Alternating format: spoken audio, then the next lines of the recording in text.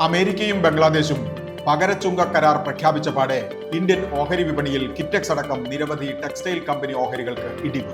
American വിപണിയിൽ Indian കമ്പനികൾക്ക് മത്സരിക്കാൻ പ്രയാസം വരുമെന്നാണ് നിഗമനം. എന്നാൽ തീരുവരഹിതമാവുന്ന വസ്ത്ര ഇനങ്ങളുടെ കാര്യത്തിൽ അവ്യക്തത. ബംഗ്ലാദേശിലെ കയറ്റുമതിക്കാർ അമേരിക്കൻ അസംസ്കൃത സാധനങ്ങൾ ഉപയോഗിക്കണം എന്നതടക്കമുള്ള നിബന്ധനകൾ പുറമെ ഇന്ത്യ യൂറോപ്പ് കരാർ മറ്റൊരു ഗുണവശം. അതിനാൽ അധികം പേടി വേണ്ടെന്ന് വിദഗ്ധർ. മെമ്മറി ചിപ്പുകൾക്ക് വൻ വിലക്കയറ്റം. സാമഗ്രികൾക്ക് ക്ഷാമം നേരിടുന്നതായി ഹോണ്ട മോട്ടോർ കമ്പനി. ചിപ്പ് ആവശ്യമായ നിരവധി കമ്പനികളുടെ ഓഹരികൾക്ക് ആഗോളതലത്തിൽ വിലയിടി. നിർമ്മാണ കമ്പനി ഓഹരികൾക്ക് മുന്നേറ്റം.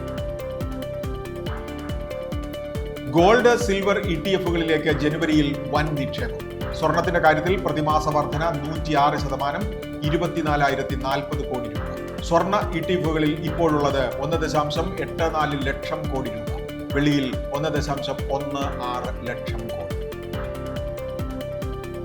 പൊതുമേഖലയിലെ മുൻനിരക്കാരായ സ്റ്റേറ്റ് ബാങ്ക് ഓഫ് ഇന്ത്യയുടെ ഓഹരി വിലയിൽ ഒരു വർഷം കൊണ്ടുണ്ടായ വർധന 65%.